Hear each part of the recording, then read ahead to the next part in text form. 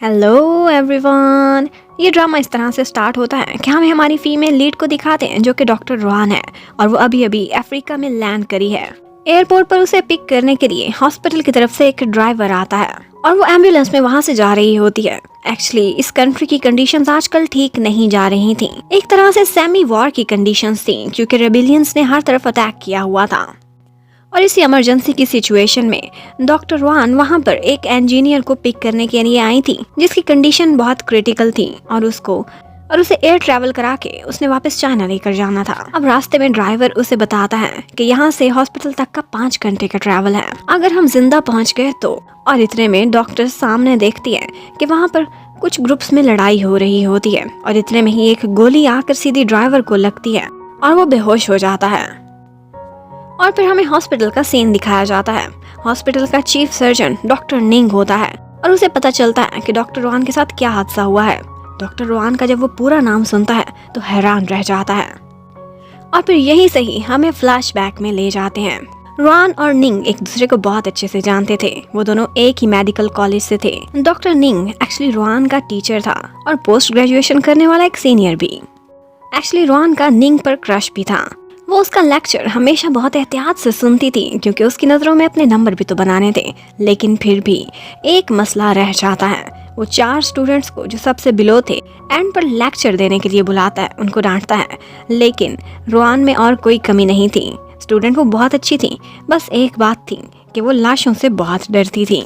Autopsy की class में वो अटेंड करने आती ही नहीं थी और वो उसे वार्निंग देता है कि अब की बार अगर तुम ना आई तो तुम्हें पास नहीं होने दिया जाएगा। अब रोहान किसी तरह से वहां पर आहत हो जाती है लेकिन वो बहुत डरी हुई थी। जैसे ही उसे डेड बॉडी के करीब लाया जाता है वो वहां से चीख मारती है, सबको डराती हुई भाग जाती है। निंग उसके पीछे पीछे आता है और उससे कहता है तुम तो ऐसे डर गई जैसे कोई आत्मा देख ली हो। लेकिन रोहान कहती है मैं क्या करूं, मेरा खुद पर वश नहीं चलता। और फिर हमें प्रेजेंट में ले आते हैं। तब की इतनी डरी हुई और इनोसेंट सी रोहान अब बहुत बहादुर बन गई थी। वो उस ड्राइवर को किसी तरह से बाहर निकालती है, एम्बुलेंस से फर्स्ट एड उठाती है और अकेले ही उसका ट्रीटमेंट करने लगती है। उसकी बुलेट उसने निकाल ली थी और फिर बहुत अच्छे से उसे स्टिचेस लगा रही होती है। इतने में वही मिलिटेंट्स वहां पर पहुंच जाते हैं। वो उससे कहते हैं कि थोड़ी भी हरकत ना करना, लेकिन वो उनकी बात सुने बगैर ही अपने पेशेंट को ट्रीट करती रहती है क्योंकि अपने डर पर कैसे काबू पाना है इसकी ट्रेनिंग बहुत अच्छे से निंग ने उसकी की थी। उसे सबसे ज्यादा डर बंजी जंपिंग से लगता था और उसके बाद एक इंटैक्ट फिश खाने से और नंबर 3 पर हॉरर मूवीज देखने से।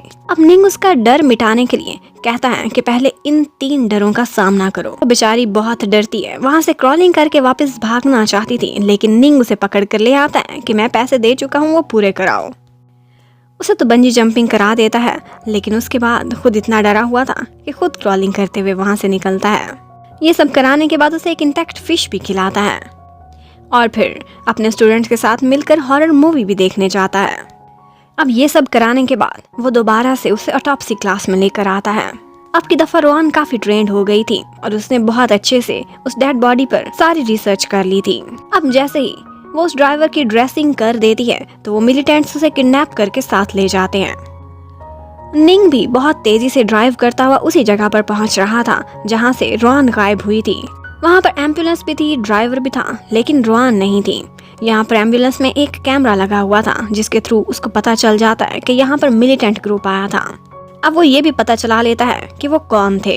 वो बहुत रिस्क लेता हुआ उनके ठिकाने पर जाता है और उनसे कहता है कि मैं उस डॉक्टर को ले जाने आया हूँ। उनका बॉस गैंगस्टर बहुत हैरान था। वो कहता है कि वो तुम्हारी क्या लगती है, सिर्फ एक कोलीग के लिए तो इतना रिस्क कोई भी नहीं लेता। और यहाँ पर निंग कहता है वो मेरी एक्स वाइफ है। और इसके साथ ही जब वो रोहान को वहां पर लेकर आते हैं तो रोहान भी निंग को देखकर हैरान रह गई थी। उसने एक्सपेक्ट नहीं किया था कि उसकी अफ्रीका में उससे मुलाकात होगी। और फिर रोहान को भी स्टूडेंट लाइफ की यादें आने लगती हैं। उसे निंग बहुत अच्छा लगता था लेकिन कभी भी उसकी हिम्मत नहीं हुई थी कि उससे अपने दिल की बात कह सके। एक दफा वो हिम्मत करके कुछ और स्टूडेंट्स के साथ मिलकर उसे अपने साथ डिनर पर इनवाइट करती हैं। रोहान ने आज अपना हेयर स्टाइल भी चेंज किया हुआ था और थोड़ी लिपस्टिक भी लगाई हुई थी। इतने में निंग वहां पर आ जाता है और वो ये बात नोटिस भी करता है जिसकी रोहान को बहुत खुशी हुई थी।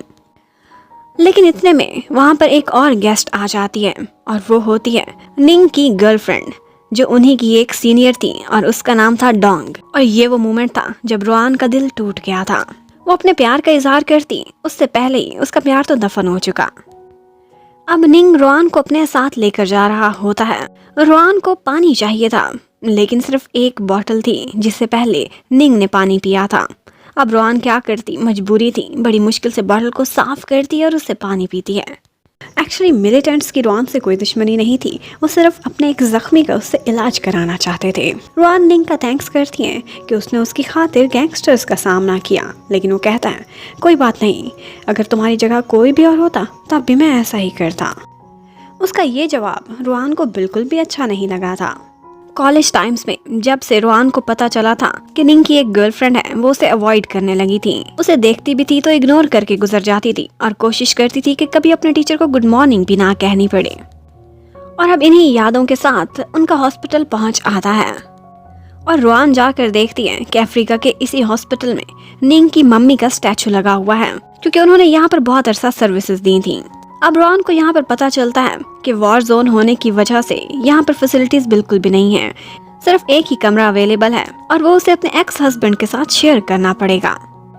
निंग उससे कहता है कि अगर कोई भी चीज चाहिए हो तो मुझे कॉल कर लेना, लेकिन रोआन कहती है मेरे पास तुम्हारा नंबर ही नहीं। वो पूछता है कब डिलीट किया था, जिस दिन हमारी डिवोर्स हुई थी उस दिन किया था। वो कहता है अच्छा, फिर जब तुम्हें जरूरत पड़ेगी ना तो याद करने की कोशिश करना, जरूर याद आ जाएगा। अब रोआन नहाने के लिए जाती है। अब उसे जरूरत पड़ गई थी, सर पर शैम्पू लगा था तो साथ ही पानी बंद हो गया था। अब वो बाहर निकलती है और उसे कॉल करती है। वो कभी उसका नंबर भुला ही नहीं पाई थी। अब निंग उसे अपने साथ एक जगह पर ले जाता है और कहता है वहां लेकर जा रहा हूँ जहाँ पानी कम नहीं पड़ेगा और ना ही कोई लाइट का मसला होगा। और लेकर गया था एक लेक पर नहाने के लिए। रोआन काफी हैरान होती है, लेकिन और कोई ऑप्शन नहीं था। उससे कहती है कि अपना मुंह दूसरी तरफ करके खड़े हो, और फिर उसे अपने कपड़े पकड़ाकर खुद पानी में उतर जाती है। वो दोनों बातें करते रहते हैं। निंग उसके बारे में काफी क्यूरियस था और उसे पता चलता है कि इसने अब न्यूरो सर्जरी की है और ये किस हॉस्पिटल में काम कर रही है, ये भी वो जानना चाहता था। इतने में उसे कोई आवाज नहीं आती। वो जाकर देखता है तो लगता है कि जैसे रोआन डूबने वाली थी। उसे बचाने के लिए जाता है, लेकिन एक्चुअली वो सिर्फ अपने बाल धो रही थी और उसे बचाते बचाते अब वो खुद सारा गंदा हो गया था। अब रात को वहां पर कैंडल लाइट का सहारा लेना पड़ता है। वो लोग रूम में जाते हैं। एक ने नीचे सोना था, एक ने बेड पर, लेकिन बार बार रोआन कहती थी मैं नीचे सोऊंगी। निंग बिल्कुल भी कंपैशनेट नहीं था, बहुत कोल्ड बनता है और कहता है मैंने तो यहीं पर सोना है, अगर तुमने मेरे साथ सोना है तो ठीक है, यू आर वेलकम। अब ये सुनकर तो रोआन को वहां से जाना पड़ता है। अब फिर से रोआन को पास्ट की यादें आने लगती हैं। एक दिन टीचर निंग ने उससे पूछा था कि तुम में बहुत बदलाव आने लगा है, तुम खामोश हो गई हो, किसी चीज पर तवज्जो नहीं देती, क्या कोई मसला चल रहा है? लेकिन वो क्या बताती कि दिल का मामला है। इतने में गर्लफ्रेंड डोंग भी वहां आ जाती है। रोआन की तो ये देखकर दिल पर छुरियां चल जाती हैं कि वो दोनों इतने क्लोज हैं कि कार कीज भी शेयर कर लेते हैं। निंग एक काम से बाहर जाता है तो डोंग यहाँ पर रोआन से पूछती है कि तुम निंग को लाइक करती हो ना? मैंने तुम्हारी नजरों से देखा है, मैं एक लड़की हूँ, समझ सकती हूँ। लेकिन रोआन कहती है लेकिन फिर भी मैं तुम दोनों के लिए बहुत खुश हूँ और बेस्ट विशेस रखती हूँ। मेरे दिल में तुम लोगों के लिए कोई ईवल चीज़ नहीं।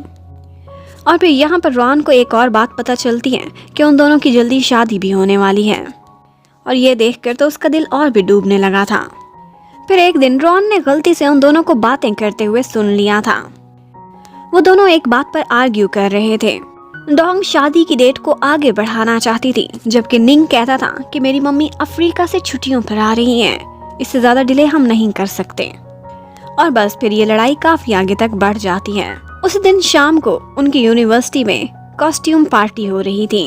वहाँ पर सारे लोग किसी न किसी मूवी के कैरेक्टर के कॉस्ट्यूम पहन कर आए थे। रोआन काफी घबरा जाती है और शाय हो जाती है जब वो वहाँ पर फिर से निंग को देखती है। थोड़ी देर बाद वहाँ डांस स्टार्ट हो जाता है। एक लड़का रोआन के साथ डांस कर रहा था और काफी क्लोज होने की कोशिश कर रहा होता है, और उसे अनकंफर्टेबल देखकर फौरन से निंग उधर आता है और उस लड़के की जगह खुद ले लेता है। अब वो दोनों डांस कर रहे थे। रोआन बेचारी का तो ये एक सपना था, लेकिन निंग उसकी फीलिंग्स को नहीं जानता था। थोड़ी देर बाद वो वहाँ से बाहर आती है तो देखती है कि डोंग की और निंग की सुलह हो चुकी है। और फिर हॉस्पिटल का सीन दिखाया जाता है। निंग को चीफ सर्जन होने की वजह से ऑर्डर करना बहुत पसंद था। वो किसी और का मशवरा सुनता भी नहीं था। उसे यही लगता था कि मैं सबसे एक्सपीरियंस्ड हूँ तो मैं ही बेस्ट फैसला करूंगा। वो काफी बॉसी नेचर का था और एक बात पर उसकी और निंग की बहस हो जाती है, क्योंकि रुआन उस इंजीनियर को आज ही वापस लेकर जाना चाहती थी, लेकिन वो मना कर देता है कि उसकी कंडीशन ऐसी नहीं कि वो आज ही ट्रैवल कर सके, हमें थोड़े और दिन वेट करना होगा। रुआन उसे जितना अवॉइड करना चाहती थी उसे उतना ही वहाँ पर स्टे करना पड़ता है। फिर पास्ट की कहानी थोड़ी सी आगे बढ़ती है। निंग एक दफ़ा अपने स्टूडेंट्स को अपने एक अपार्टमेंट पर लेकर आया था, जो कि एक्चुअली उसका ब्राइडल हाउस था, उसकी मम्मी ने गिफ्ट किया था। वो सबसे वहाँ की सफाई कराता है, इसके बदले कि उनको डिनर पर लेकर जाएगा। रुआन बेचारी भी बहुत भारी दिल के साथ वहाँ पर सफाइयाँ कर रही होती है, लेकिन थोड़ी देर बाद सारे लोग वहाँ से चले जाते हैं, लेकिन वॉशरूम चमकाना भी रह गया था, जो काम वहाँ पर रुआन कर रही होती है। इतने में ऊपर से वही घर दिखाने के लिए निंग अपने साथ डोंग को लेकर आता है। अब रुआन को एम्बैरेस लग रहा था, वो वॉशरूम में ही छुपी रहती है, लेकिन यहाँ पर वो कुछ ऐसा सुन लेती है जो उसे सुनना नहीं चाहिए था।